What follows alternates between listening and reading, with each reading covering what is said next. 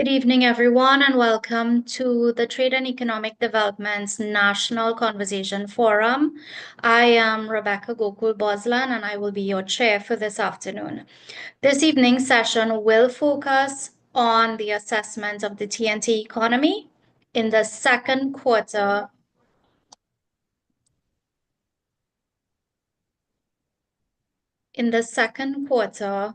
of the 21st century. The conversation is being hosted again by the Trade and Economic Development Unit of the UWI. For some time now, this unit has been using this National Conversation Forum to facilitate engagement between experts on the economy and the national public.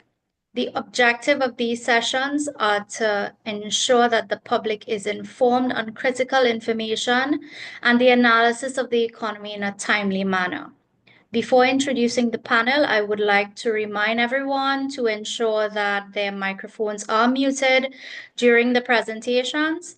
At the end of all of the presentations, you will have an opportunity to unmute and engage the panel directly. You may also use the chat feature in Zoom to post your questions and comments during the presentations.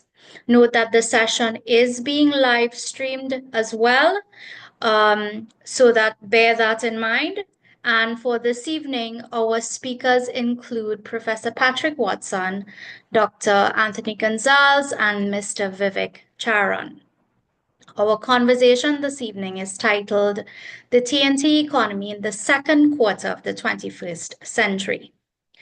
I would like to introduce Professor Patrick Watson. He is a Professor Emeritus of Applied Economics from the UWI, who has served in various capacities at the institution until September 2017. He specializes in and has published widely in areas such as innovation, entrepreneurship, the informal economy, the environment, the financial sector, and disaster risk management. Over his career, he has served as the Dean of the Faculty of Social Sciences, Chairman of the TTSEC, Chairman of the Northwest Regional Health Authority, Deputy Chairman of the RIC, Director at the Central Bank of Trinidad and Tobago, and a member of the Board of Directors of the International Organization of Securities Commissions. He also served briefly as a senator in the Parliament of Trinidad and Tobago. This evening, he is going to be offering the initial presentation. So at this time, I'm going to invite Professor Watson to go ahead with his presentation. Thank you very much, Rebecca. Can everybody see what I'm doing here? I have posted the first slide. Yes. And that's going to be my topic. And if you're not hearing me, just tell me, Rebecca, and I will respond. Okay, so I'm going to do it relatively quickly.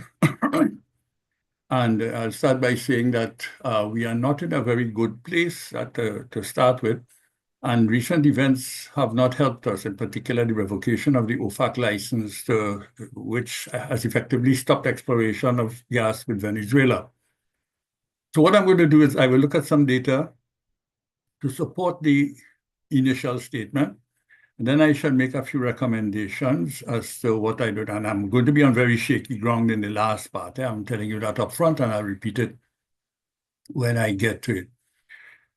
The gross domestic product of Trinidad and Tobago has been in decline for all practical purposes. I'm going to show you, this is the first figure. That's it. If you look from about 2015, it's a constant path downwards. There's a little upward movement in 2019 and then downward and upward again. And that is because we have had, generally speaking, growth that has been either in recent times negative or only very slightly positive. So what I am also going to show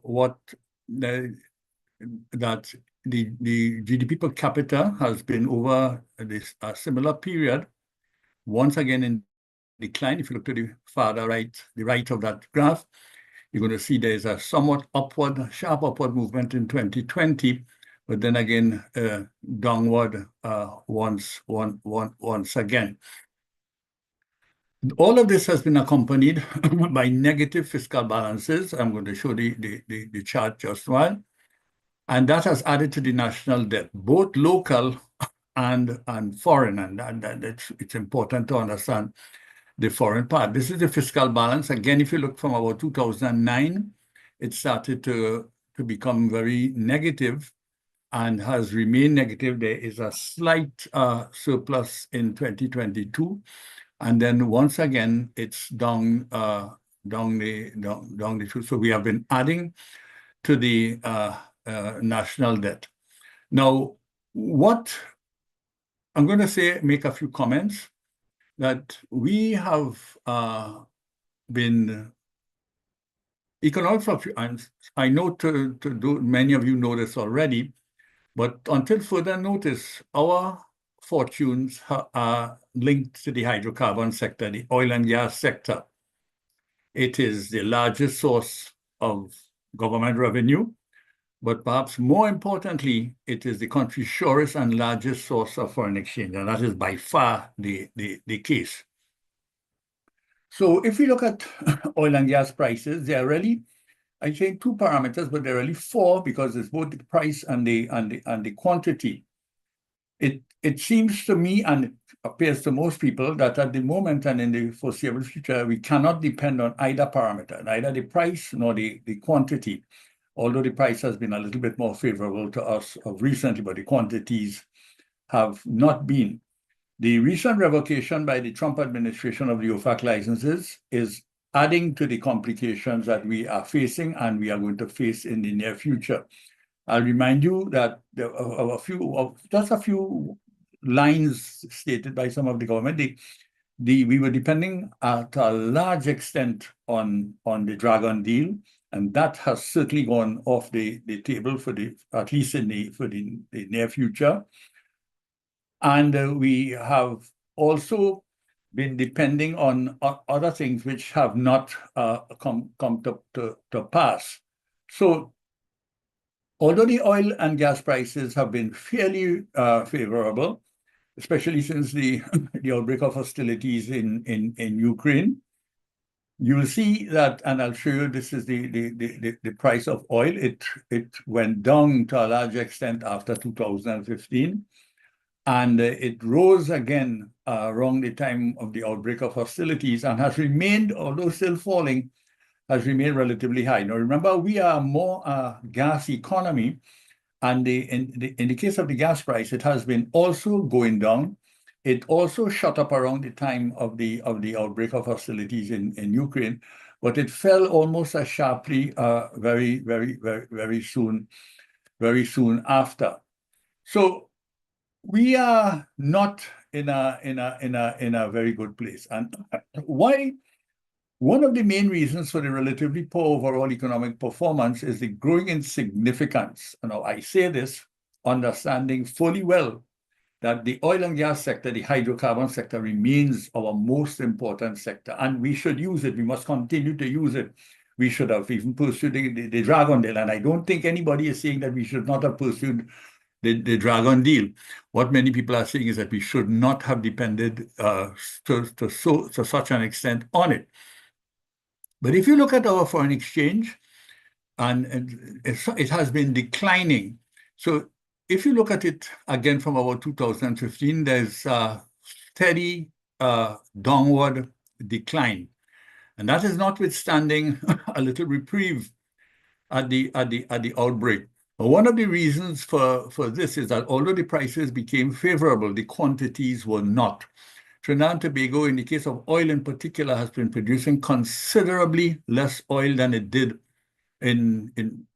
certainly in my youth, and we are in the region of 60,000 barrels. When I was a schoolboy, we used to be hitting 150,000 barrels per day, and even in more recent times, you would be close to 100,000. Now we are really on the decline. Gas is a little bit better, but the price is not as forthcoming. And we have had certain problems, especially with the LNG trains that most of you will know about. Import cover has been falling drastically over the same time, so that we have less and less months. So in case of any crisis, we have less and less months covered by the amount of foreign exchange that we have. Now, I want to add two things to this. The Heritage and Stabilization Fund, which is a source of foreign exchange, which is not reflected in what we have just shown as the official reserves, it has not changed much. I'm going to show what it has looked like. This graph, it's quarterly, yeah? So it might be a little bit exaggerated. But if you look at it, we started off at about 650. Let's say that's the high point. And it fell fairly drastically in 2022 to rise again, not necessarily because of a lot of inputs into it, but because of proper management, I would say, let's say proper, reasonably good management of the central bank that caused it to rise. So it's now in the region about 5.5 billion, its net asset value, which remains available to us. However, the foreign exchange reserves have been dwindling. In addition, I haven't shown the figures for this yet because it's not good. It's good. The foreign direct investment, notwithstanding recent claims to the contrary, have been drying up, and it is largely because there's a strong relationship between the falling fortunes of the hydrocarbon sector. Now, for those who are unaware, that foreign exchange is the lifeblood of economies like that of Trinidad and Tobago, and it affects every aspect of economic well-being. My own view is that all the standard indices of well-being, and that his history will bear me out on this, growth, inflation, employment, social services, they are directly and indirectly related to the health of the foreign exchange reserves. There is really no growth is sustainable in the absence of a sustained availability of foreign exchange, which is a binding constraint on the economic, social, and economic well-being of Trinidad and Tobago. Unfortunately, we have not diversified away from the hydrocarbon sector over the years. It is in decline, and we have not diversified away from it. So a lot of the activity in Trinidad and Tobago is not going to be attracting foreign investment, largely because the hydrocarbon sector is failing us, and that is the source of everything that is good in Trinidad and Tobago. For all practical purposes, no other sector is generating foreign exchange, net foreign exchange reserves. The all-important manufacturing and retail sectors, we have in the CARICOM region, we have the largest manufacturing sector, and to a large extent, it's not a net earner of foreign exchange. They do earn foreign exchange, but it's not a net earner. Everybody in this country depends on the hydrocarbon sector to generate the foreign exchange that we need. And the crunch has intensified despite the reasonably good prices. And it is largely because the Forex cow is not as reliable as before.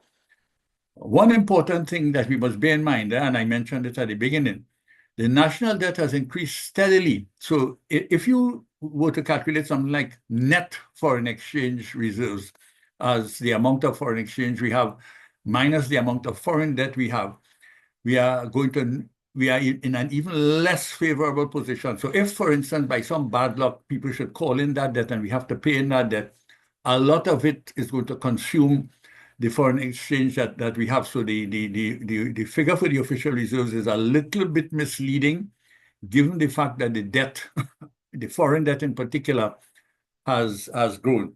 Now we are seeing it in our daily activity, that businesses and individuals, everybody here I'm sure is aware of it, we are finding it more and more difficult to obtain foreign exchange.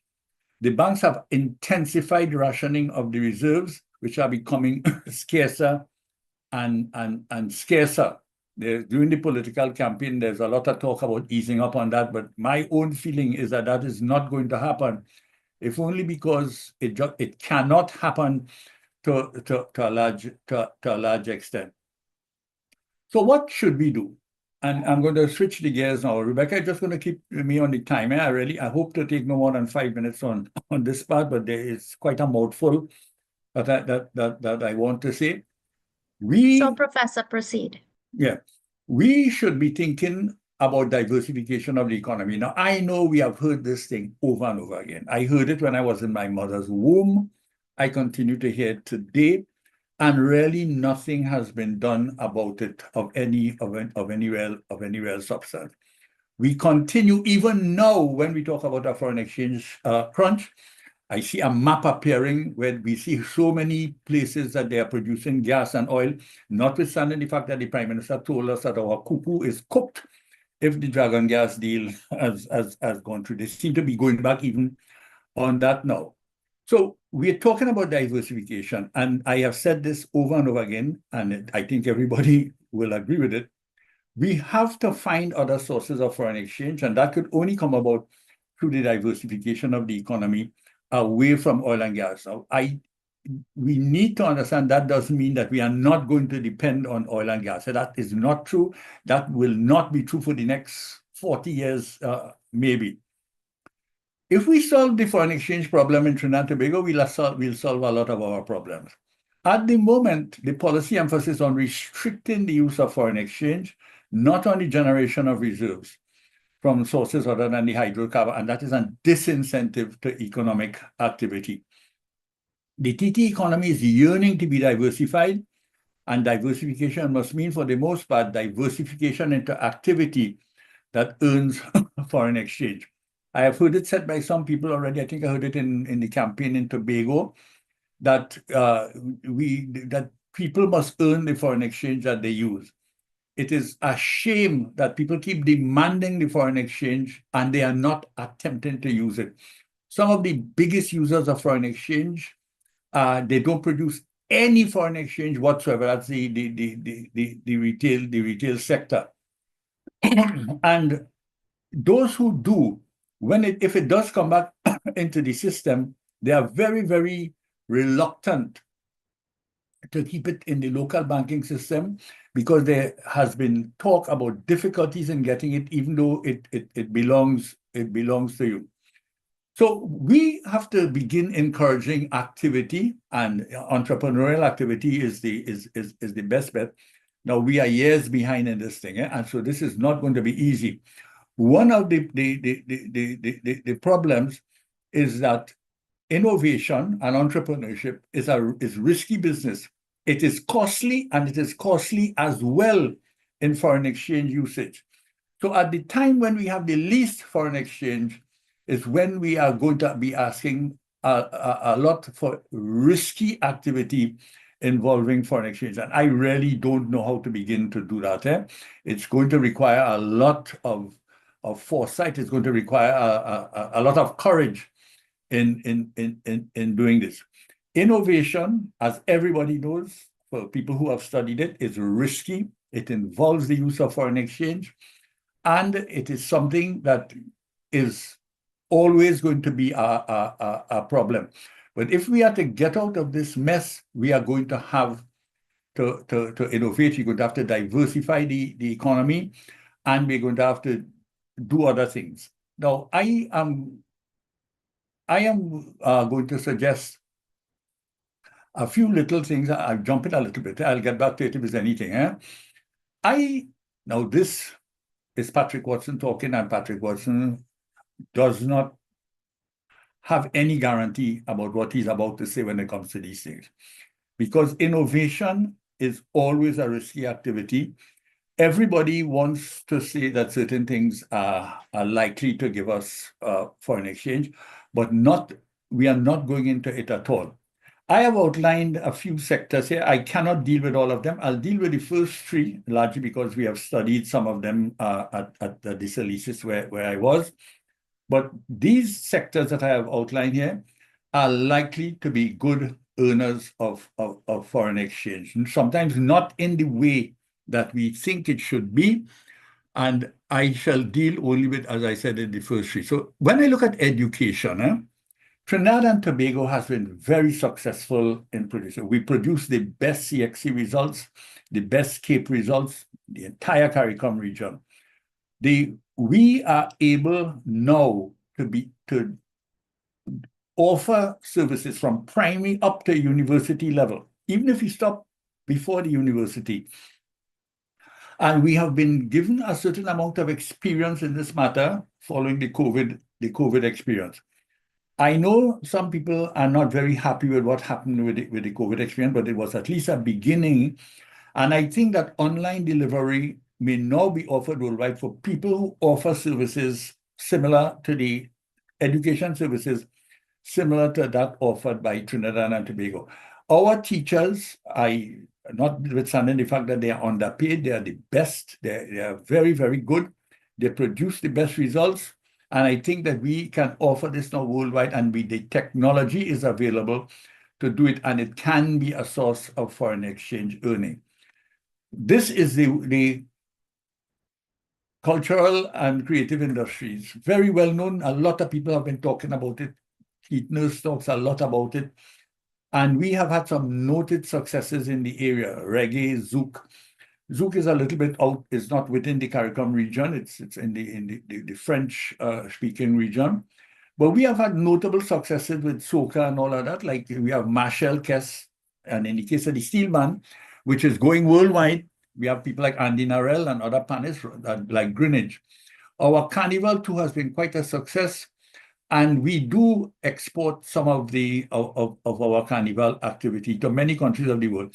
You'll be shocked to know how countries even like Martinique and Guadeloupe, who have carnival at the same time as us, they play our music at carnival time, and they mimic our masquerade as well. They have their own as well, but they do take, and we could play a part in offering guidance and so on. One of the problems we are going to have is to make sure that foreign exchange becomes available at home. I am quite certain that some of the names I call there, I hope they don't charge me for saying this or sue me for libel. People like Kess, Marshall, I am quite sure they earn a lot of foreign exchange abroad, and they don't bring it home. They keep it abroad, because it's much more convenient for them to do so, to have the accounts abroad and so on. Whereas we should be encouraging them to be bringing it back. Agriculture, I must say, I have added this with a little bit of reticence, because I don't think that Trinidad and Tobago on its own, when we talk about food security, I think that's a pipe dream. For many countries like ours. And there is a serious concern now about the growing shortages and the current uncertainties in the world, Ukraine, and now what is happening in the United States of America, what is happening in Gaza. These are things that are likely to escalate and to make food at a very, very premium. And for those of you who go to the market, you are probably already seeing evidence of it in the case of Trinidad and Tobago. I think what we should do, and we should really use CARICOM as a source of working together. There are countries that have better experiences than us in agriculture. I'm talking about some of the names I have here, and some of them have land, like Guyana and Belize. Some of them have experiences in bananas, and even in things like marijuana, like St. Vincent and the Grenadines and Jamaica. This is something that we should be thinking about. And I know that the then Prime Minister Rowley tried to enter into arrangements with Guyana, which I think is welcome and should be developed further, because we do have the capital that can be used, and we can learn from these countries as well. I know that we can innovate in the area. There's recreational marijuana. I get upset every time I see people still being arrested for marijuana plantations in this country and the burning of marijuana, which I think is a possible source of foreign exchange. Remember, I am saying this, but the way I understand it from those who know the market better than I do, and the users who know it better than I do, that our marijuana is nothing compared to the marijuana in St. Vincent, the Grenadines, and in Jamaica, who have had a lot of time to develop it and who have been doing, and marijuana is a potential billion-dollar industry, and recreational marijuana is now legal in 23 U.S. states. I don't know what is going to happen in the near future with the advent of the religious movement in the United States, but at the moment, marijuana is widely used. I am going to conclude now, and I have said quite a mouthful. I know I've probably gone over my time, and thanks for not stopping me, Rebecca. I just want to end by saying that we are in an unusual situation. We cannot continue with business as usual because it's no longer business as usual. And it's a line I like. The greatest danger in times of turbulence is not turbulence itself, but it's to continue as if we still, as with yesterday's logic itself. Quote from Peter Drucker. I end with a quote from Albert Einstein. In the middle of every difficulty lies opportunity. Thanks very much, everyone. Thank you very much, Professor Watson, for setting the tone for the conversation for this evening. I am going to invite Dr. Gonzalez to share his presentation. Dr. Anthony Gonzalez is no stranger to this platform. He is an international economics specialist, having served in posts such as acting director at the Institute of International Relations of the UWI, the WTO Director and Representative of the Caribbean Regional Negotiating Machinery, the RNM, Associate and Vice Chair of the Smaller Economies Consultative Group in the FTAA. He was also the chairman of the ACP High-Level Trade Advisory Group, and presently he serves as an honorary senior fellow at the Institute of International Relations at the UWI St. Augustine. I'm going to ask Dr. Gonzalez, you can take over and go ahead and do your presentation. Yes, thank you very much, Rebecca, and good evening to all. Well, I'm going to try to go very quickly. I guess Patrick assisted me somewhat because that provides a very good background to what I'm going to say. I have tended to focus largely on what the economy may look like down the road in the next quarter of this century. And I've largely focused on this question of diversification, bearing in mind all that Patrick just said. Now, as we all know, forecasting is a very, very treacherous kind of business, especially when you're forecasting down the road. And one could do this in several ways: build sophisticated models, which try to do that and which try to take into account uncertainties, which is the key thing. And when you're going down, you're forecasting on a long-term basis. You can develop, a macroeconomic model which integrates sectorial data and analyze the interlinkages, and that can forecast the economic outcomes. You could also build an econometric model to do this. I think the Central Bank of Trinidad and Tobago has done some of this. I looked at some of their work. You could also do a scenario analysis, which is that you can create multiple scenarios, and based upon different assumptions, especially for an economy like ours, regarding, let's say, oil prices and policy changes and so forth, you can try to make certain predictions as to where the economy may go. There's also what you may call a value judgments or qualitative analysis, where you try to get the opinions of economists and policymakers and those who work in industry, and you try to predict trends as a result. I have tended to go with what I call an indicator-based approach, which usually employs some key indicators. You could look at GDP, inflation, unemployment, trade balances, and so forth. My key indicator is economic diversification. And my interest here is just as Patrick was saying, is this economy going to be diversified? And if so, what may it look like? Has it been diversified in the past? These are some of the questions I've been asking.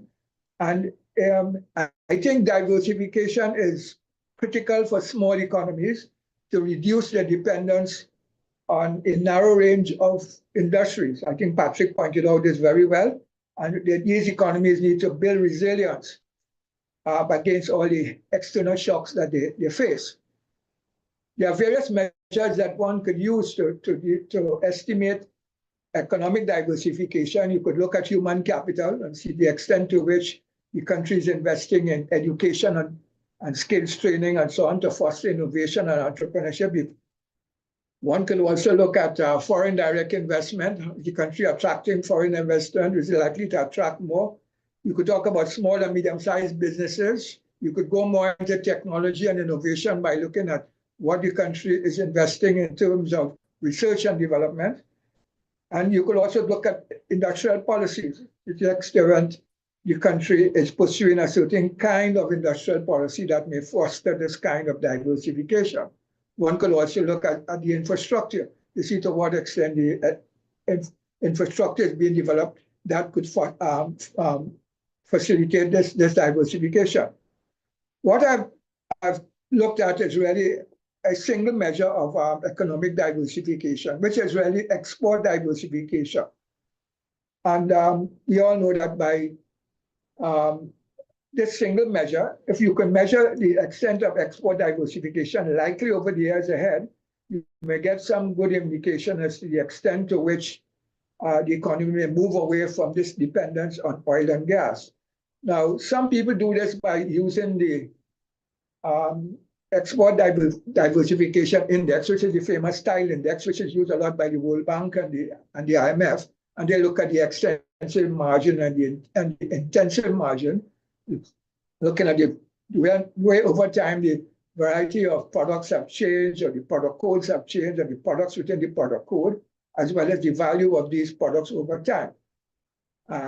Now, what I've done, and to move quickly because I need to stay within my time limit, what I've done is, first of all, to look at the product categories over the last 20 odd years. That is to say, I took the first 5 years in 2004, 2008, and then the average for the second 5 years between 2020 and 2024. And I came up with this table to get some idea as to the extent to which the various product codes have changed over time. What we see here is like vegetable products, animal, for example, products has not changed fundamentally. They have gone from just 0.1% to 0.2%. Vegetable products have not changed. Food products have not changed. But let me put a spin on this, because I come back to it because I'm a little impressed with where food products are going. Minerals have not significantly changed. Mineral fuels, of course, have changed significantly insofar as we produce much less oil, and we no longer produce refined petroleum. So that has declined significantly from around 70% to 30%. Chemicals is a sector which has grown significantly from 17% roughly to about 52%. And that is a major indicator of, to some extent, of the way things may probably go in the future. We have plastic, which is more or less made a slight little change. Wood products, a slight little change.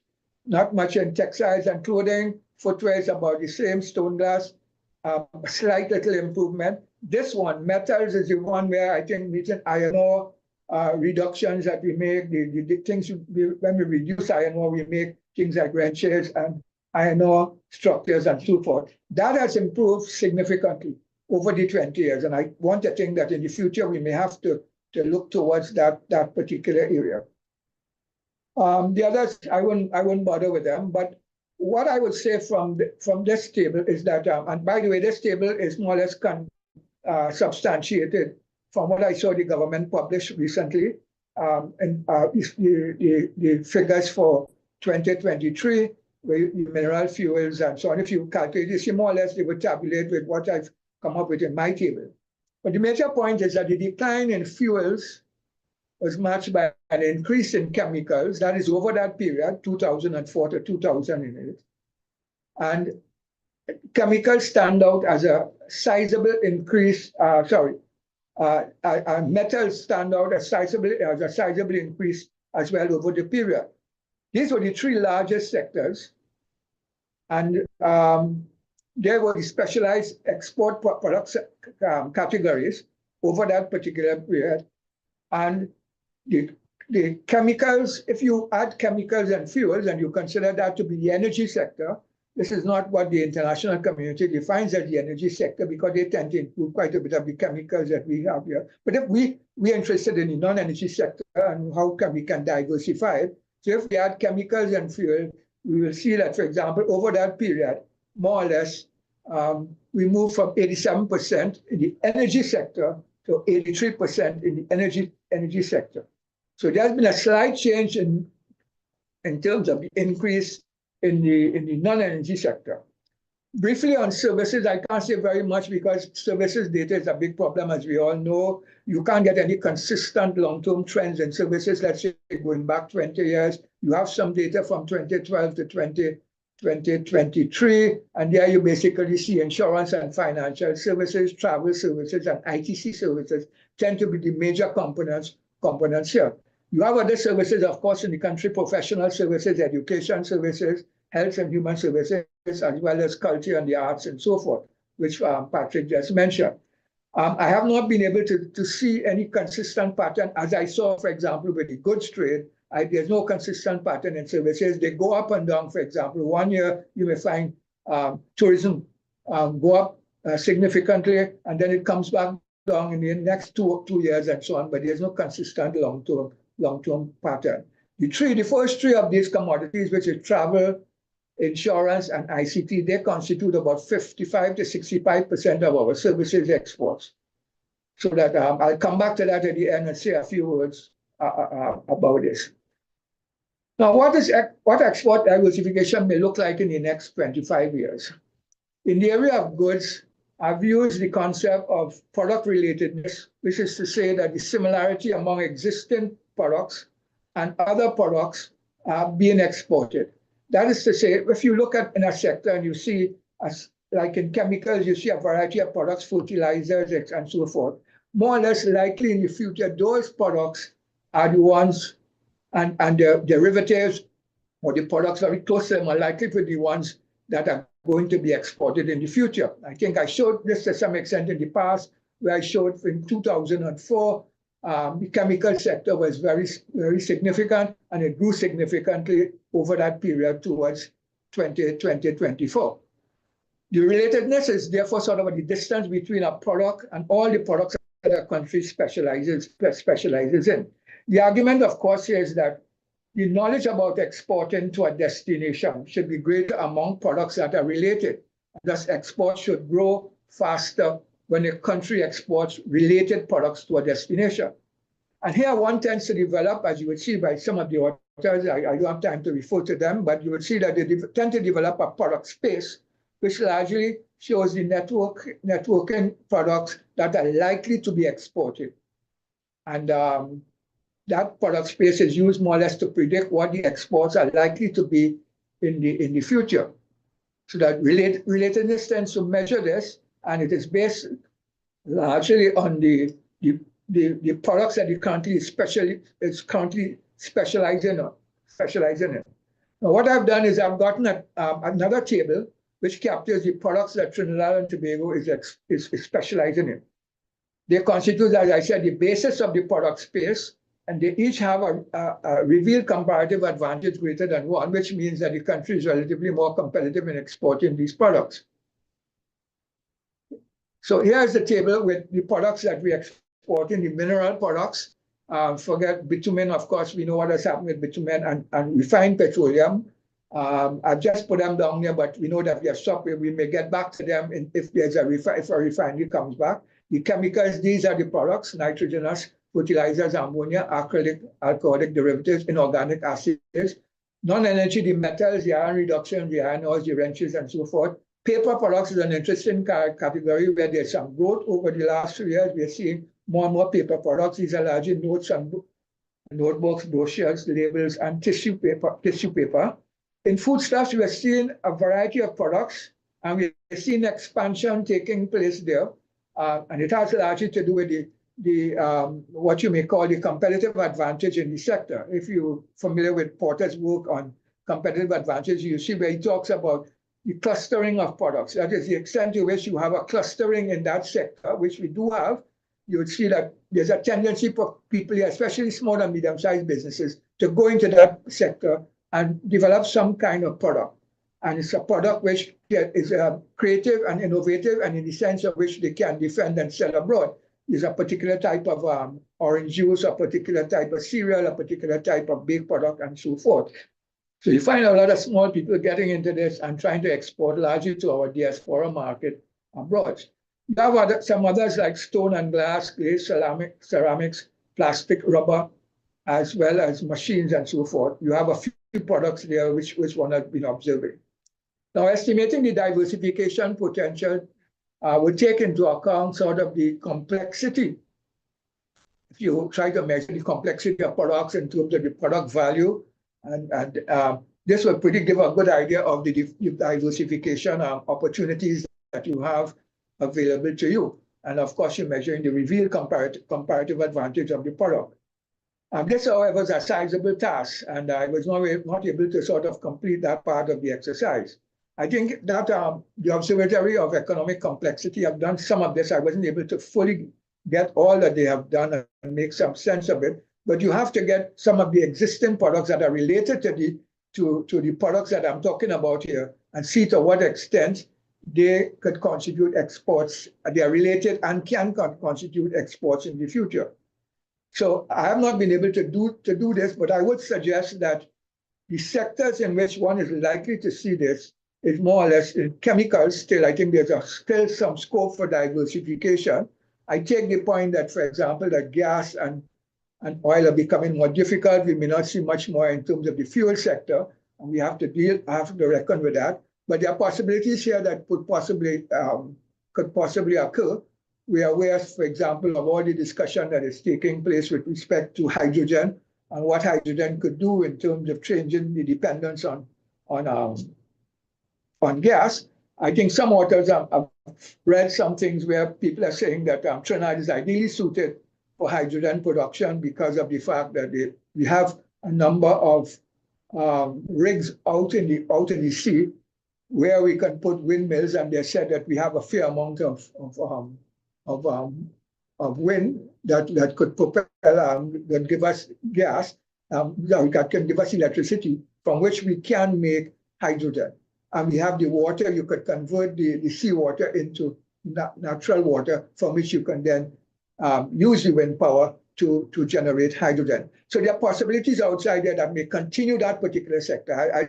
I can't say for sure, none of us could say for sure, of course, but I tend to feel that the chemical sector will tend to continue, and we may find some sort of way of diversifying further in that sector where there are significant amount of related products, a number of acids, various wax, things that you could produce.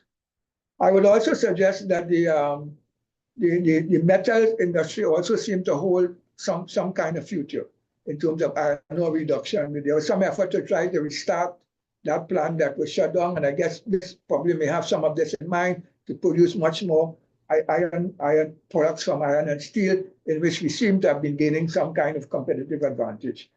I won't say much more about services because there's not much more I can say on that. Tourism, in my view, seems to have the best potential. It is proven in the rest of the region where countries have gone, and where Trinidad, of course, has significant tourism assets and can probably do much more in the near future in that particular area. But I can't say much more beyond that. Now, just looking at the value of some of the other things, for example, there's significant movement in terms of food and the food and beverage sector. So already in 2022, it's producing about 3.1 million in exports in 2022, and we see a number of items coming out there. And as I said, that's an area where a number of small business people are going into, and they're expanding. We're also seeing that there's some main items, for example, related to wood and so forth, where you have doors and frames and so forth exporting. This is from the Ministry of Industry and Trade, which they, in a publication they did just some months ago, reporting on 2023 exports. They are pointing out where these various exports have been moving over the last couple of years. When they were talking about non-energy diversification, they are pointing out where these products have been proven in some significance. So what I would say in conclusion is that essentially the related products, the products that are related to those in chemicals, in metals, iron ore, and to some extent the others, which would do with foodstuffs and wood products and so forth. These products, I think, those related products are likely to emerge in the future, and we're probably likely to see some greater degree of non-energy diversification. It's difficult to substantiate this, as you would agree, but basically I tend to feel that we do have a fair amount of a product surface, or what we call a product service, from which we can develop a number of non-energy products. But I'll leave it at that, and I'll take your questions in a short while. Thank you very much. Dr. Gonzalez, thank you very much for your presentation. At this time, I am going to ask Mr. Vivek Charan to unmute his mic and if he can put his camera on. Mr. Charan is the chairman of the Charan and Company Limited. He is the current chairman of the Confederation of Regional Business Chambers and the past president of the Sanwa Business Association. Mr. Charan, could you go ahead? Good evening, everyone. I'm very happy to be here today. I'm very happy to be invited to participate. Listen to the speakers. I'm also the chairman of the Confederation of Regional Business Chambers, have been for a couple of years. And this is not the first time I've been on this, what you might call a podcast or this seminar. I've been a couple of times thanks to the invitations that I've had. And, you know, I've listened to both of the previous presenters, and they're 100% correct in most everything they've said. What I want to add tonight is that there is tremendous potential, particularly within the small and medium businesses, to get into the manufacturing sector, because there is a lot of room within the manufacturing sector for many of these things. One of the biggest problems we face in the manufacturing sector is, well, I think from somebody who's outside the manufacturing sector, and I was outside the manufacturing sector until let's say 2 years ago. And what 2 years ago means January 2024, when I made the decision that I'm going to start to try to diversify myself. And in doing so, I went to China. I've been going to China now annually for many, many years, more than a decade. And I traveled the length and breadth of certain areas in China, looking at different types of machinery. And I did a lot of research. And what I would like to say is that there are many, many items that can be produced by small machines, automated and semi-automated machines, that are affordable, relatively affordable. And these items are single-use items that we all import into Trinidad and Tobago.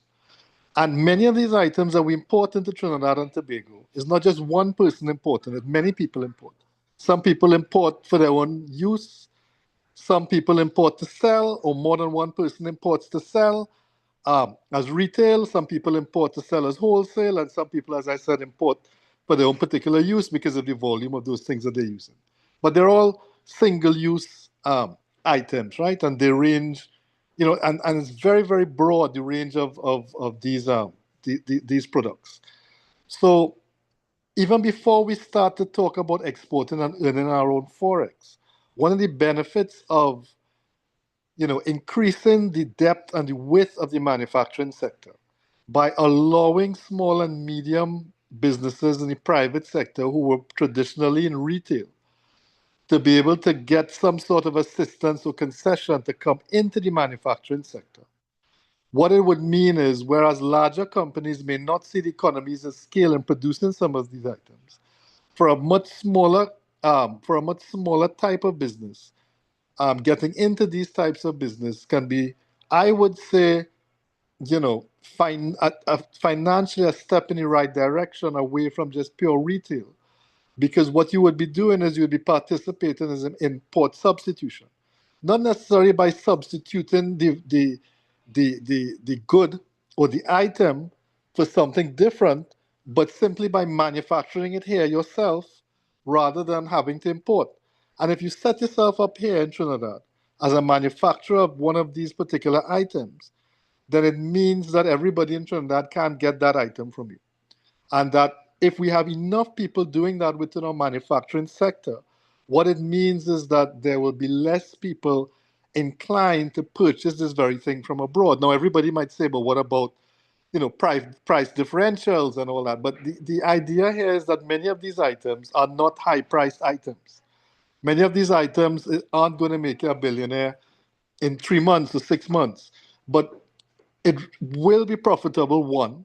And two, the situation with many of these items is that once you begin the how should I put the mathematics involved, right, of pricing a container load of a low cost item. Let's say, for example, something like a pencil, or let's say staples, for example, right? Staples are something that everybody uses, single use and whatever.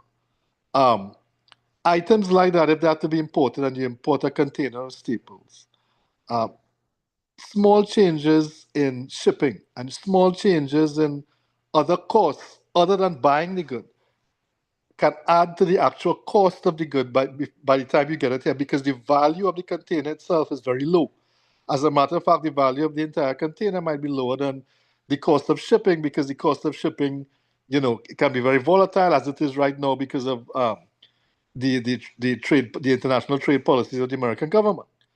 Now, I'm not talking about things like pencils or staples to manufacture, but I'm using it as an example. And I found many of these things, many of these type of items that could possibly be manufactured in Trinidad and Tobago, starting from those that require a significant level of investment, but one that is still affordable if one were to get a loan or if one were to partner with someone else, to much smaller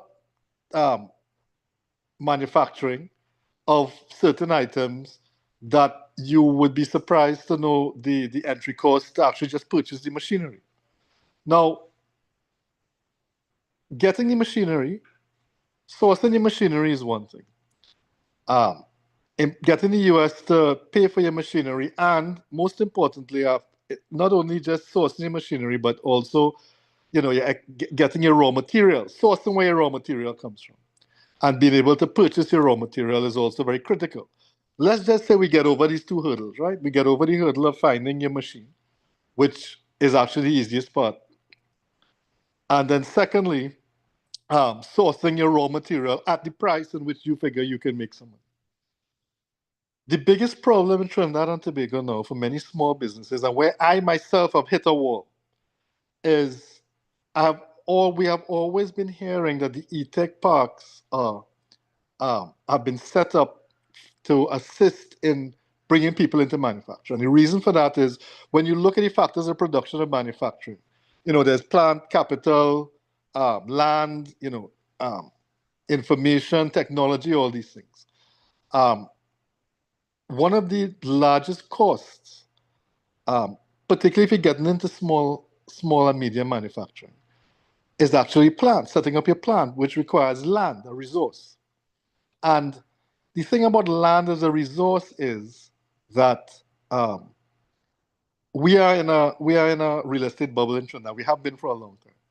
When you look at the price of real estate in Trinidad, it just keeps going up, or it hovers at a very high level, and there's very little, if any, fluctuation, particularly when it comes to things like commercial rents and so on, right? Commercial properties, commercial rents, buying commercial land with the approvals and that sort of thing.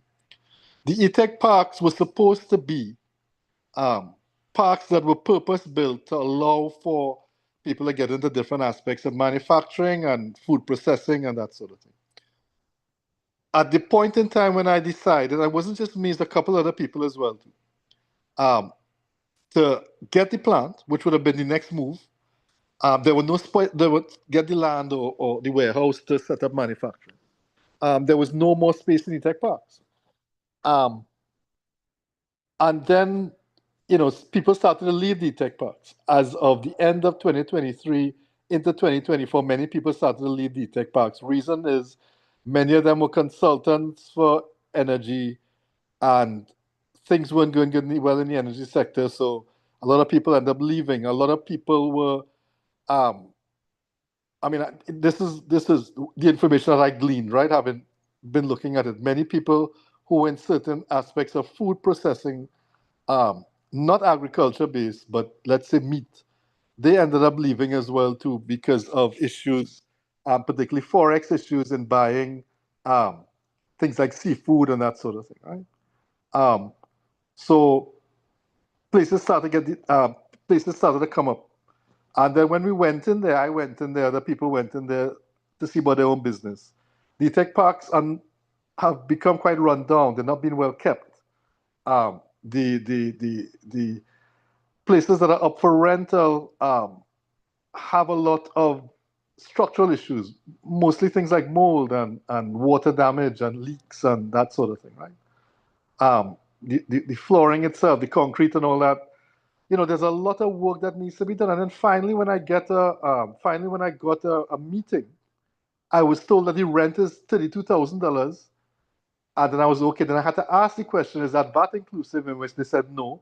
So that works out about $36,000, which works out to $500,000 a year. So I said to them, I said, well, what is the concession then for the tech park? Oh, well, you have the approvals. But if we're serious about this thing about manufacturing, and if we're serious about this thing about bringing more people into manufacturing, which is what it must be. It can't be, as I am hearing, that only the very wealthy should get concessions. Only the very wealthy should be allowed to invest, or that the government should work only with the very wealthy and the largest firms in Trinidad and Tobago. Because they are the ones who will create employment and that expansion and all that. For very large opportunities, perhaps that might be so, but I want to add something to the conversation that very few people talk about. And one of those things is that in modern manufacturing, many of the processes and the general trend in machinery is that the machinery is 100% automated. So when you're thinking about an automated line of creating something, and you're thinking about 20, 30 people on the line, or 60 people on the line, and this line is running 24 hours creating something because there's a great demand for it. And so that one manufacturing plant can hire hundreds of people. That is not the case anymore. When you're looking at the introduction of AI, and then we're looking at the introduction of AI into the machinery and the technology associated with the machinery, then even more surprise. And then there's something called semi-automatic automatic machines, which means that, okay, so you don't need one person to just put the raw material onto the machine and start it up and choose the programs in which it's going to run, but you may need two other people. And then that would be your entire plant. There are three people. So the idea that, the idea that manufacturing is going towards greater use of labor isn't always true. And I would say that that is not where the general global technology is heading towards, which is more and more people being involved in the physical manufacture of things. Yes, that is the case with many different types of items, particularly when it comes to, even things we're looking at, cell phones. I mean, the more different elements that an item has in order to be manufactured, then the more people will become involved in that, right? So we're looking at complexity. So the higher the degree of complexity in terms of the many different elements that has to be produced in order to put this particular thing together, such as, let's say, a cell phone, right? The more people one would expect would be involved.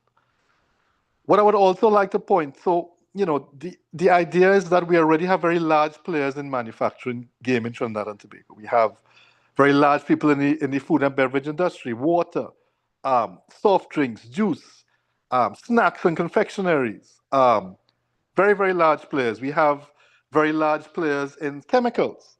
We have chlorine, the manufacture of chlorine, the manufacture of bleach and different things like that, the manufacture of, other types of local cleaning chemicals that substitutes, import substitutes for foreign brands and so on.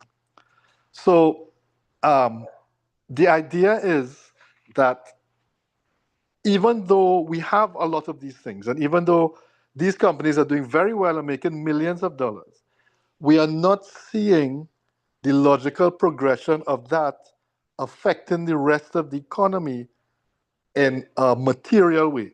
Yes, we hear about the non-tradable sector increasing by 0.5% or 1%, and then everybody, there's all this hope, and there's all this, the government claps their hand on their back and that sort of thing, right? But the reality is that what do you show for that 1%?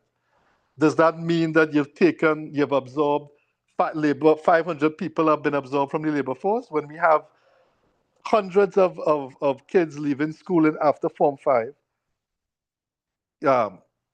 similar amounts leaving after Form 6, and then after UE, after tertiary education, you have others leaving. You have professional services, you have 100 or so doctors leaving a year, vets leaving graduating a year, vets graduating a year, doctors graduating a year, pharmacologists, ophthalmologists, dentists. I mean, the list goes on and on and on. Where are we absorbing all these people? So if we're thinking that when we must only cater to people already in the market, we must only cater to people that have very deep pockets, we must only cater to companies that are already making hundreds of millions of dollars, and they would be the ones who will push the innovation, and they would be the ones that would push the growth, that is not happening, ladies and gentlemen. It's not happening. As a matter of fact, I can tell you that, there are we have TT billionaires in Trinidad.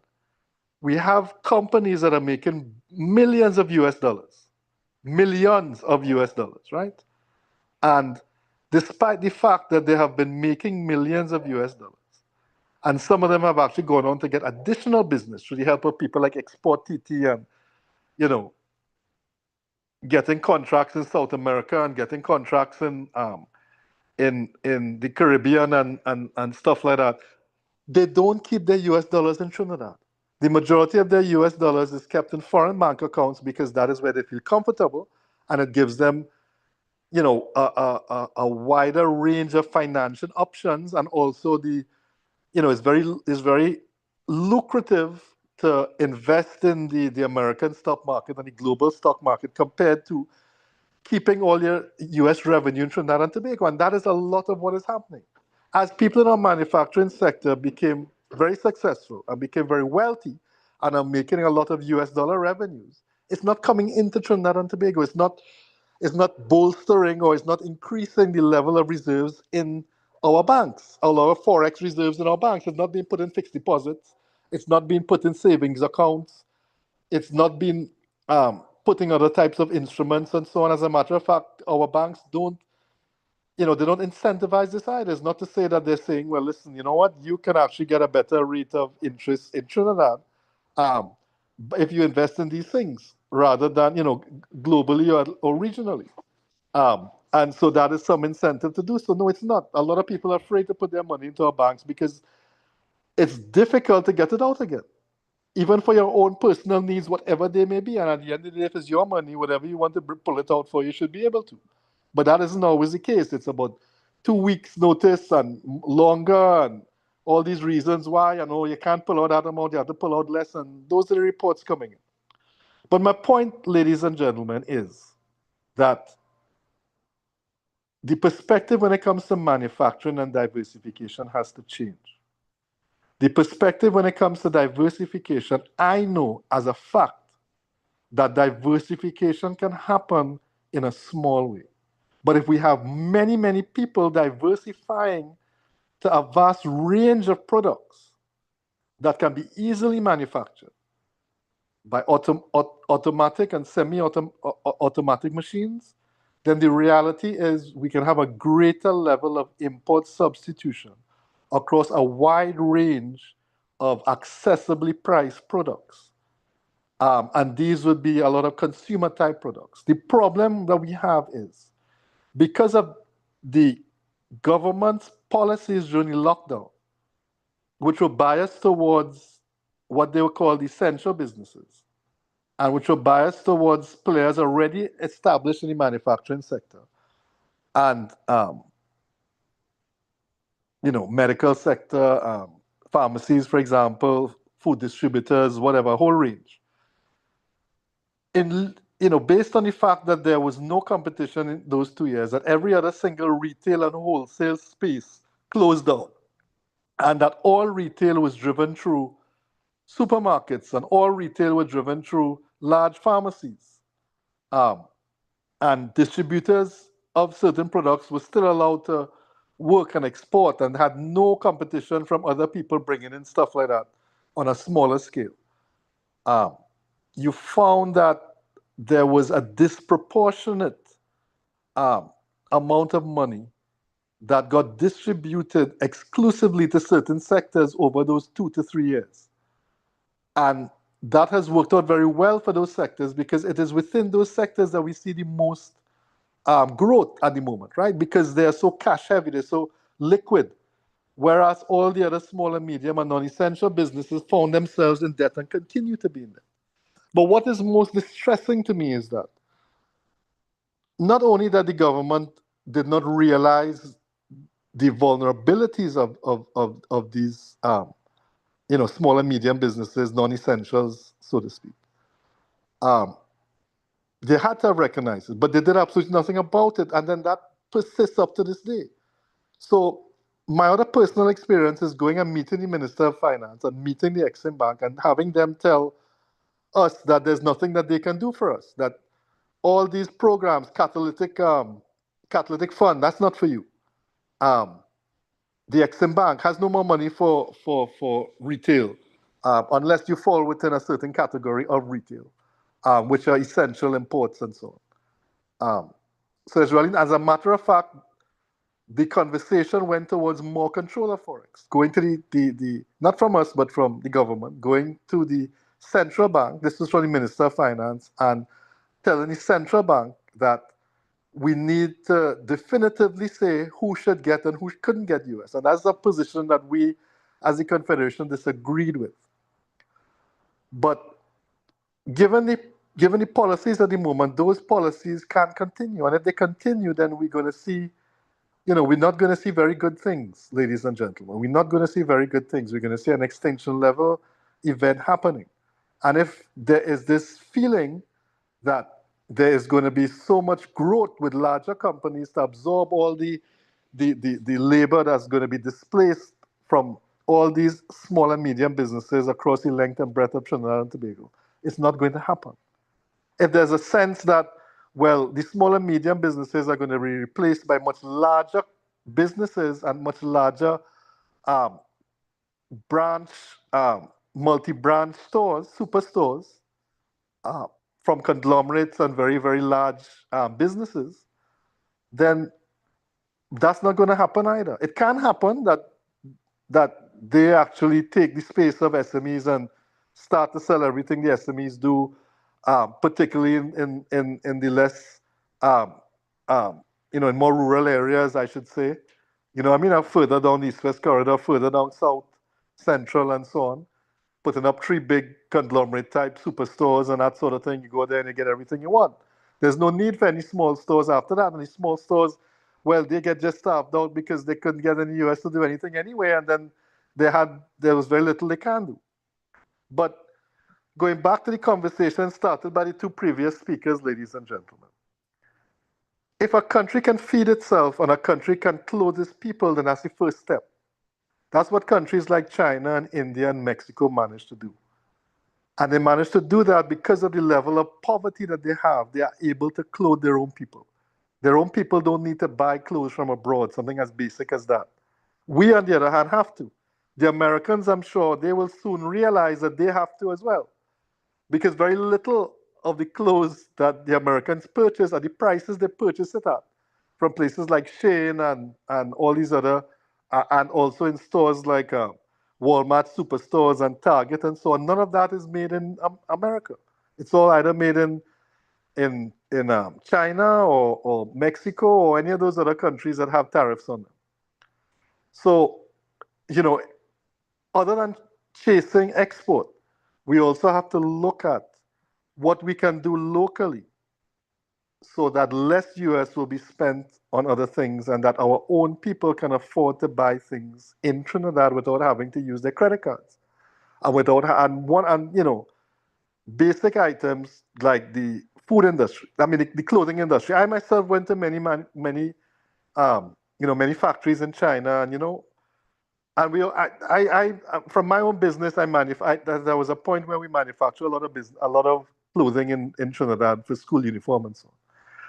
And our experience hasn't been a good one, even though I had good relations with all those people because of the technology used. They still use a hand-lathe sort of machine that looks like a brushing cutlass to cut the fabric and so on. And yet, if you go to South America, 3 hours from here to Panama, 1.5 hours from Panama to Medellin, Colombia, which is not a wealthy country, they have laser cut patterning machines that cut the cloth and cut the leather for shoes and stuff like that they manufacture there.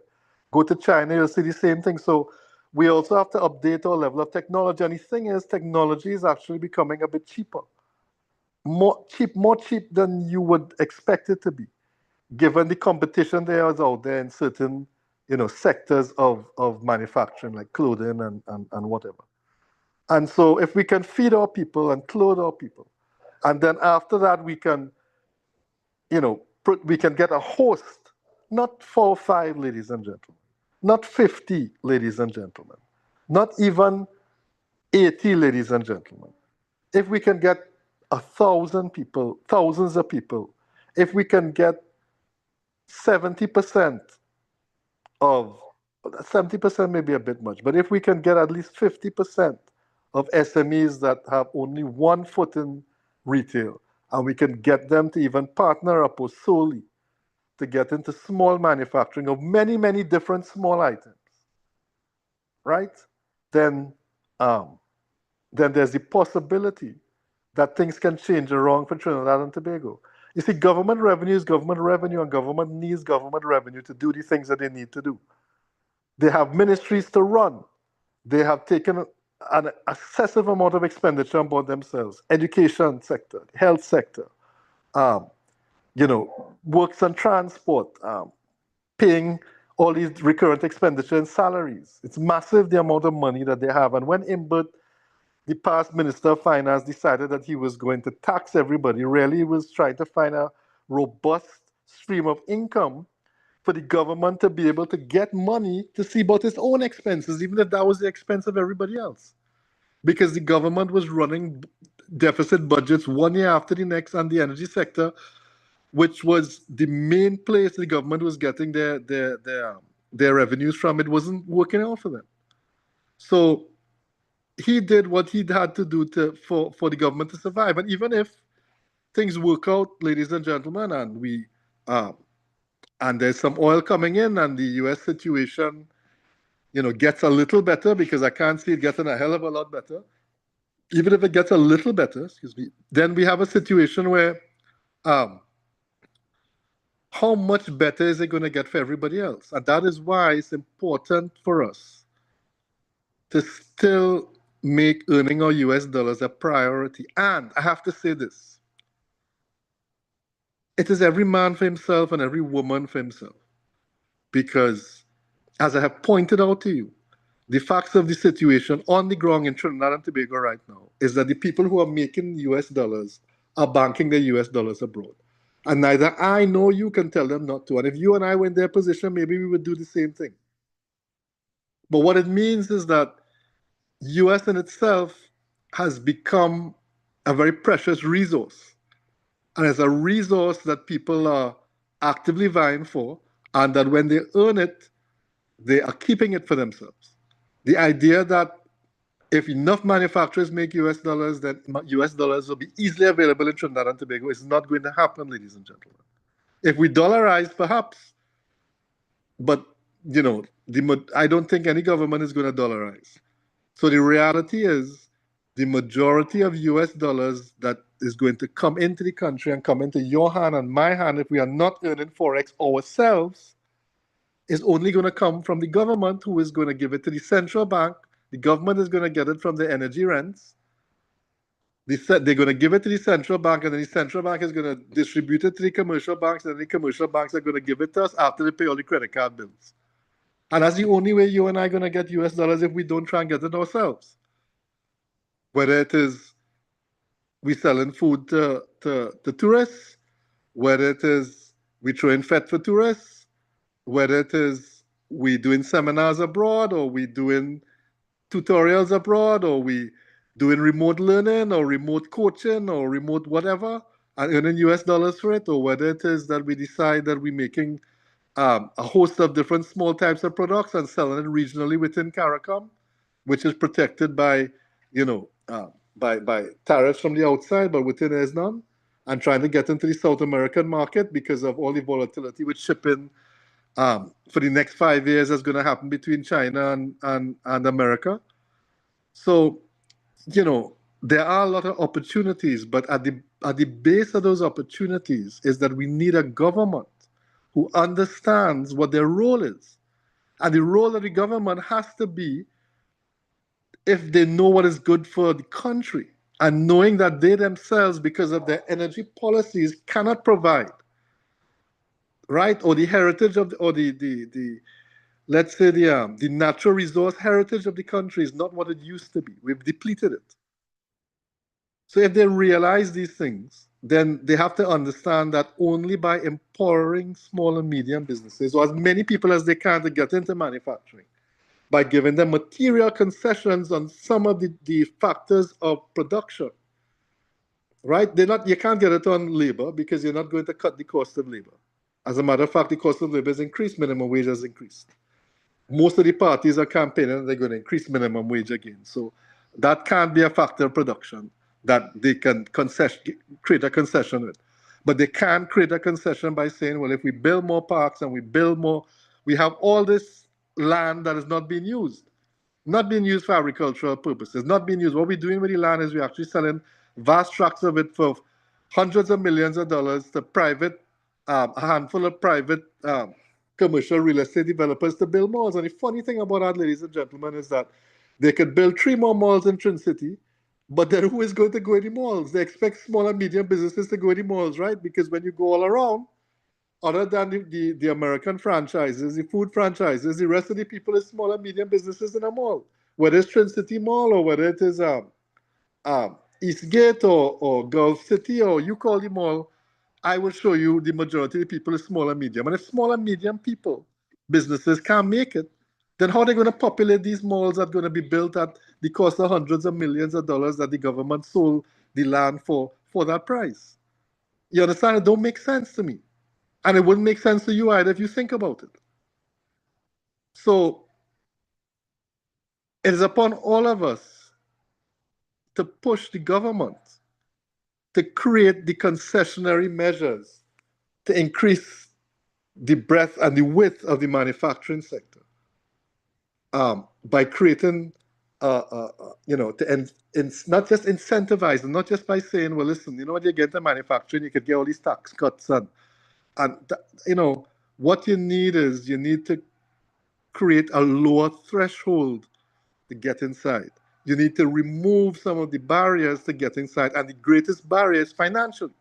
But if the government already owns a resource, an expensive resource, which is land, then it's quite possible that instead of charging $36,000, which I must add, it was not that price before.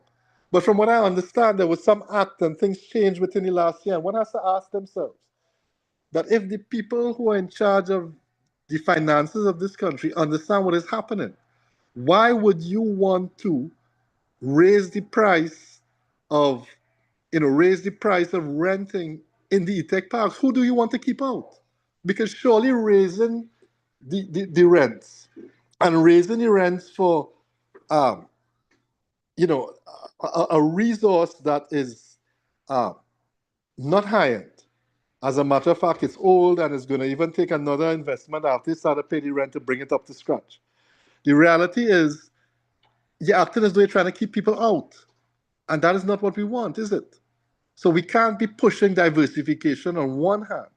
And on the next hand, in a material way, we're not seeing actions that are welcoming for diversification, and actions that are saying we just don't want the upper 5% of private sector businesses earning the most amount of money into retail and into to diversify into other areas, because they didn't do it for the last, they've always had money, some of them. Have they diversified into food production? No.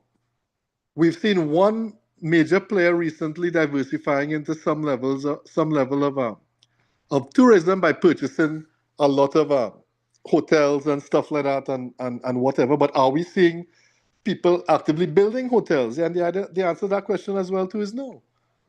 So the private sector, or who has money in the private sector, they don't, as one of the speakers said before, innovation and diversification are very risky things. And nobody who has a lot of money is going to say, I'm going to get into this thing, putting all this money into it, if they can't see a reasonable payback in a reasonable amount of time, right? You have to leave that to other people, smaller people perhaps, who are willing to do it in a smaller way and take that risk. Because a large company isn't going to take that risk. And they're not going to do it unless they also get a large rate of return, which isn't always the case. So, I really hope that whoever wins the next election can take these things seriously. I have been braying about it for how many years? I know many people at these seminars have been helpfully, and in a very concerned and a very apolitical manner, have over the years been identifying many of the key economic issues. I wouldn't even say problems, but issues in our country, even before it really became a critical issue. I was on these talks at a time when we had one where we said, is there a critical shortage of US dollars? And the answer from the government and the answer from people was, no, we're not. And yet look at where we are now. And this was mere months ago. We had this seminar right in Tidu. So, I overspend my time, but I got very passionate because you know what? Amidst talk of the cuckoo getting cook and dragon gas, there's a way out. No, we might not, it wouldn't be a land of milk and honey, but you know what? People could survive. People could pay their bills. People could have a path to prosperity.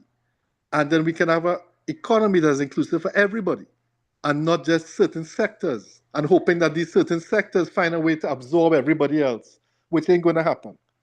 And by doing so, exclude the host of SMEs, which is legion, thousands of businesses, from being able to operate in a manner that they can be profitable themselves and grow, which, can only happen given the current state of events, unless they have a direct stream of forex coming to them, which there isn't, right? Because we're talking about a small pool or a small shrinking pool. So how do you give more people from a small shrinking pool, which is our next conversation altogether? So good night, ladies and gentlemen. Thank you. Thank you very much, Vivek. And we can definitely hear and see the passion that you bring to this particular topic. So ladies and gentlemen, as reflected, we are close to wrapping up time, but I do want to give air to some of the questions that have been posted to the chat. There have been a round of questions from Professor Hussein to all of the various speakers. Prof, can I ask you to unmute your mic and post your questions, please? You can proceed to direct it to any one of the experts on our panel this evening. Okay, thank you, Rebecca. I actually posted them in the chat. Let me just go back to them. So the first one, I would post to Professor Watson. And all of these questions are unfair questions. I start off by saying these are unfair questions and they may not be able to smoothly answer them. So Professor Watson, we have a dilemma, and you mentioned it in the form of the stock of reserves less external debt, which I can tell you as we speak is negative 273 million US. And how do we transform the tourism sector, which I see as now the saving grace of this country, into the medium term, given all that we are learning about volatility in the energy market? How do you see us doubling overnight tourism traffic between now and 2035? To Prof. Gonzalez, I would ask a very simple question, but loaded. Do you think we should devalue the Trinidad and Tobago dollar? And if so, why? Or if not, why not? And to Vivek, I would ask another simple question, which he sort of touched on during this conversation. How do you think we could strengthen the e-tech process to create more space and room for commercial properties to help drive foreign exchange export revenue generation? Thank you. Let me try and answer that question. Unfortunately, I am not a great believer in the virtues of tourism for Trinidad and Tobago, unless you redefine tourism to mean something which it does not always mean in the Caribbean. For instance, you hear a lot of talk about sandals coming here. I am not sure that that is the kind of tourism that is going to make us money. And in the case of putting our sandals in Tobago, if you look at the tourism of Tobago, tourism in Tobago is largely tourism from the island of Trinidad. And that is not a foreign exchange earner. And that may get certain people rich and so on. That I don't mean to say that there's no foreign exchange available from some of these activities. But if I want to speak of tourism, I want to speak of something a little bit different. And it may fall under the heading of ecotourism. And we are trying to build these things because there are a lot of beautiful things in Trinidad in particular that are undervalued, like the swamp, all right, and even hikes in the northern range, and so on. I don't know. If I had known these things for sure, I'd be doing them rather than sitting here pontificating about them. But some of the things that are supposed to make money in the case of Trinidad, like for instance, there's the event of Carnival. And I am not too sure that some of these calculations that are done, which tell me that Carnival is a moneymaker, that these things are correct. We spend a lot of money on Carnival, and I am not sure we make it back, and I am not sure we make it back in the form of foreign exchange. If I look at, I'm talking about the event of Carnival. I'm not talking about what happens to Carnival afterwards, because we do take Carnival abroad, and that may make money for some of the people. But as both Vivek and myself have mentioned, a lot of this money stays abroad.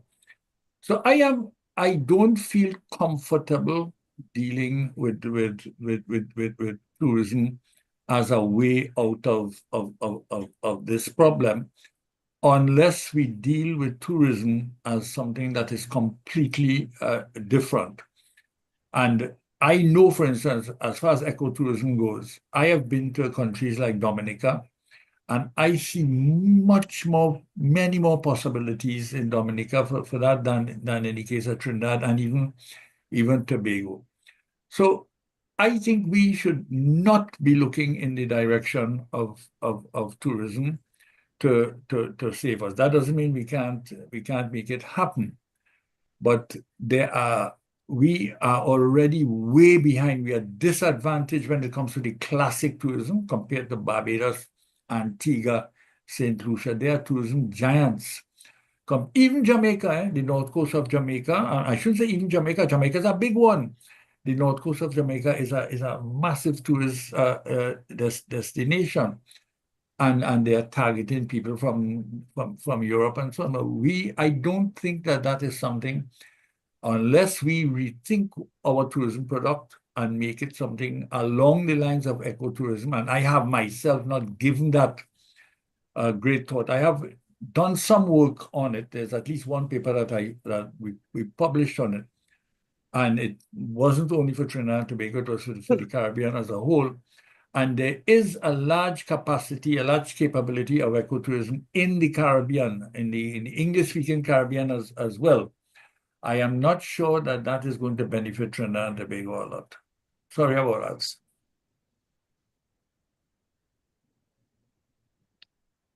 Yes, I Go think, ahead. Roger, Roger, yes, you were asking me about devaluation. I think that is what the question was about. Yes, Prof. Well, let me say that, well, I go way back in this thing. I mean, I started since in the days of Lloyd Best when they were arguing about import displacement and import substitution. And I've always favored from the very start, and way back here from 1973 when I started writing about these things, I've always argued in favor of an export-oriented policy in this country. And export-oriented, diversifying from oil and gas, following Norway, following what like Botswana was doing and so on. So that has been consistently my position. And I've always said in that context, and when we came to 1993, I had the same argument, and I was happy to see that the country made a move in terms of depreciating the exchange rate, setting a kind of managed float, and introducing some kind of flexibility in the exchange rate that would allow the exchange rate to favor more structural change and exporters. Now, the key thing for me in the valuing is that you're trying to motivate people towards exporting. And it has to come in a context of several other policies. A lot of them have to be structural. It's not going to be devaluation or depreciation alone. It's coming where you're changing a number of things. But what you're doing is essentially shifting the economy away from being with the present emphasis on non-tradables towards one on tradables. And you're shifting it by trying to make tradables much more profitable than non-tradables. That is to say, people should not see any kind of profit in opening malls. They should see profit in terms of going in and exporting and making money in exporting and earning foreign exchange. And economies have faced this. South Korea, Singapore, all of them have done it. They have faced it and shift business towards exporting because they make exporting much more profitable. Exporting and as well what you may call competitive import substitution, producing something locally at the world market price and making a certain amount of money for it. We have not done that over the years. We have kind of dabbled in little things depending on the energy sector, and we have continued with the energy sector. So long as the energy sector is providing foreign exchange, we have felt okay and comfortable with that, and we have continued with a few companies exporting at the margin, but not really pursuing exports in any kind of serious way. So my answer to your question is yes, I'm in favor. I think the current exchange rate now is overvalued. If I am reading the IMF papers and so on correctly, it is overvalued to some extent. I think, Roger, you have some figures on that. And if it is overvalued, then you're certainly not encouraging people to export. You're favoring imports. You're subsidizing imports, as a matter of fact, when you're doing that. So my position is, yes, I'm in favor of some kind of depreciation of the exchange rate if it is overvalued. But I'm in favor of doing that in the context of a range of policies, a number of other structural policies that would go along with that in terms of making exports a viable proposition and encouraging more and more people to go into exporting. So that is basically how I would answer that. Thank you, Prof. Thank you. Vivek, you have to unmute your mic. Yeah, good evening, everyone. From what I've seen in the e-tech parks, I was quite disappointed. And the fact is that the e-tech parks has to be a critical step in getting, or whatever you're going to call the next evolution or iteration, and it needs to happen. If it happens, and it needs to happen, which is, as I said, the government using one of the resources that they already have, which is land, and building as quickly as they can and as simply as they can spaces. Now, where the e-tech parks before have stumbled a bit is initially there wasn't the trust for people to get into the park. And so you found that many people ended up buying spots in the park as real estate almost. So very wealthy businesses would have gone in there and buy 2 and 3 and 4 plots of land. Some of the land was never built on. Some people put up, um, I know a case of some people put up factories. Factories didn't do well, and it's sitting there, and they're calling a price of 20 million for the factory, and nobody wants to buy it. So the E-Tech Park is not full um, of businesses that are all actively working. There's a lot of operating. There's a lot of there's a lot of spaces that are not really functional. One. So the policy that any new iteration of the E-Tech Park should be is that A, it should really be for new entrants into the manufacturing sector.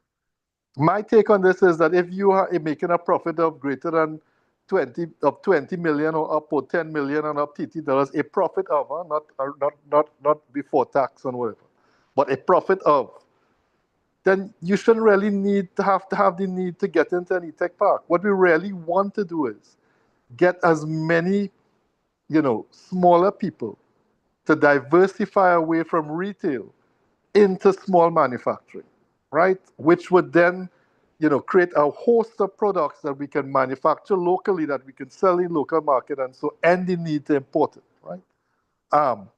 And to do that means bringing people like that in, giving them the rent, because the rent in E-Tech Parks before was $8,000 a month. And it jumped from 8 or 12, depending on how big the space was, to $36,000, which is, that's just crazy to me. But, that is part of, what we can say is, because I was discussing it with some people, what you can say is, listen, if you come into the park, you're paying 75%, we will pay 75% of the rent for you for the first year, for the first 2 years. In the third year, we will pay 50% of the rent for you.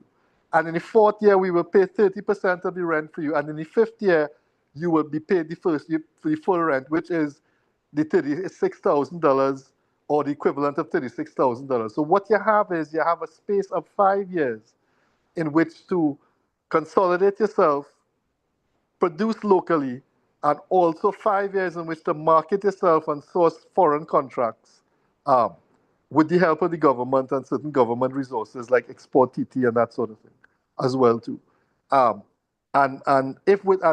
So you have a goal within that 5-year window to push as much as you can and to push expansion as much as you can while we subsidize your rent for the time being while you're in there. And that should be where the earmark is. I know some people say you should only be able to get into the E-Tech Park if you export. And the problem with that is between when you have to buy your machine, ship your machine here, set your machine up, get your raw material in, and start the actual process of production, which in itself, the process of production does not immediately mean that you will get the level of product you want immediately. It might take, a little bit until you iron out all the little issues. And then you need to go out there and say, well, this is the level of product that I can make, and I'm now going out into the international market. So going out there to the international market and marketing yourself does not immediately guarantee that 1 month after you set up your factory that you will immediately get foreign sales or a U.S. contract. But what we can probably guarantee is that you may be able to get a local contract, particularly if it is, an import substitutable, but one-use product that, is a necessary one that everybody buys, and it is at a very favorable price point, which means that it is cheap in the scheme of things, and so people can afford it on their budget and so on. And there are many, many products like that. I could rattle out maybe about 20 products like that. And then there's the other, and then we're moving up the scale after that. But one of where the E-Tech Parks fell has to do with the crime situation. So a lot of parks there are parks that are created in Sealots, there are parks that are created in Diego Martin, there are parks that have been created close to what was hotspot areas. And the problem with the parks in the hotspot areas is they have been broken into The security is non-existent, and nobody wants to set up business there because there is the fear of, what do you think is the fear of? There's the fear not only of banditry and of stealing, but there's the fear that if there is if there is civil unrest of some sort or the other, or there is civil the civil unrest because, which we have seen happen in Port of Spain and so on, right? They vex because police shoot somebody or something like that happen and they block the road, and then downtown Port of Spain is impassable as well too, and then the e-tech parks are going to be no problem. So you have some relatively large parks that have been built in certain areas that people flee, and nobody wants to go there, and that is because of the crime situation. The idea was a sound idea. The idea was, as the tech park develops, they would hire people from those areas, which are hotspot areas, and give them legitimate work. But the problem is the gangs are now so firmly in control of these areas that it's difficult to get the people from the community to work so close to where the gangs operate or where the gangs call their home. Most people prefer to travel way out from the hotspot areas to work and then come back in before the night and all the drama starts.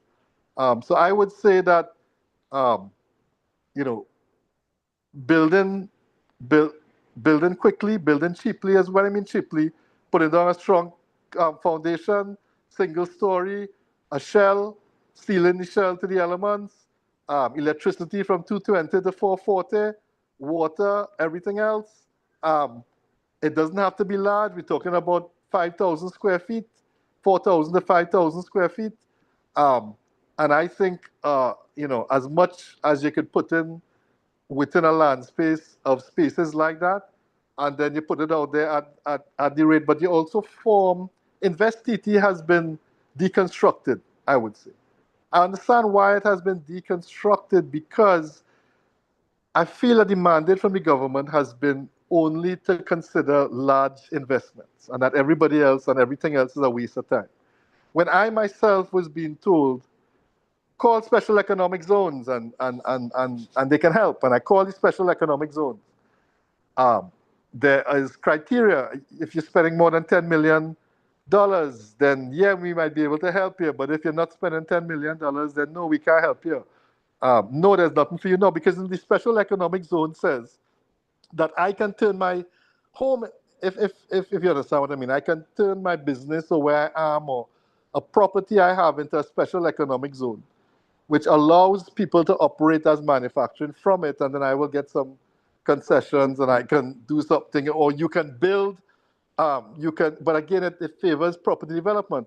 You can build an area or industrial park and have it designated as a special industrial zone.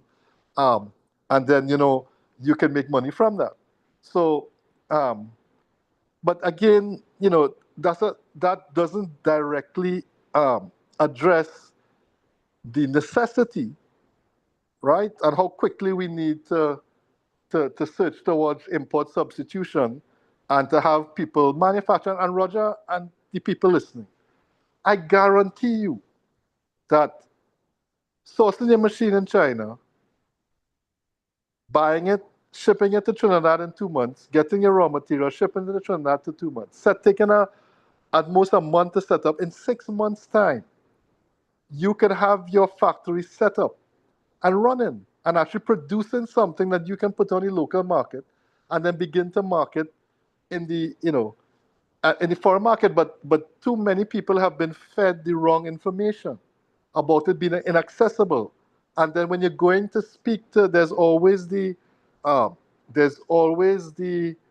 should I say, it's uncomfortable to walk into meetings, and that when you walk into a meeting at a place like, let's say, InvestTT or one of those types of places, I'm not saying that the guys are like that. I know Kwesi and a couple of their fellows. But what I'm saying is the mandates given to them, it appears, was favor high investments.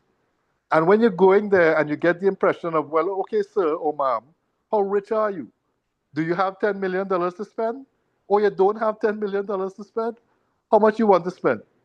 Or you're only spending 100,000 US dollars? Or you're only spending 50,000 US dollars? Well, no, I don't really think we can help you, And that's the kind of thing that happening, but that's so silly. because being in China for more than a decade and visiting factories myself, many of which I buy from, many of which I manufacture things from. When you watch at the level of machines and how these people started out, they start out under their house and they're making 1 or 2 machines and they're supplying a container of socks.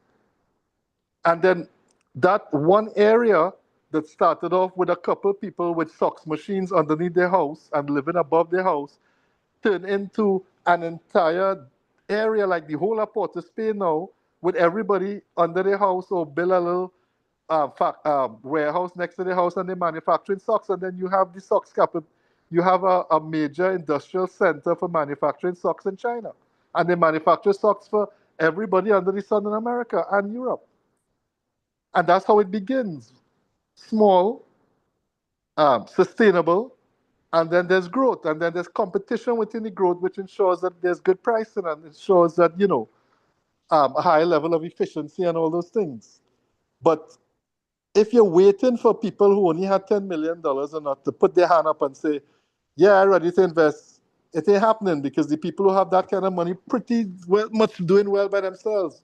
And like Prof had said before, they may not be willing to take the risk to get into something new, particularly if they're unsure of what the revenue is going to be or the payback period is going to be.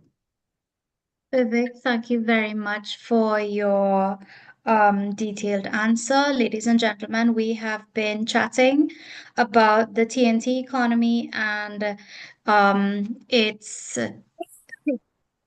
options in the second quarter of the 21st century. I do want to apologize for going over the time period, and I want to just offer my wrap-up remarks as we close off. I want to thank each one of our panelists who presented tonight. Professor Watson, in terms of providing the context and framework, Dr. Gonzalez, who would have presented some application considerations, and of course, Mr. Charan, who would have given us some live examples and some industry-related experiences. I want to say to each one of you all, thank you so much for staying with us. Look out for our upcoming conversations, and I will see you again sometime. Have a pleasant night, everyone. Thank you very much.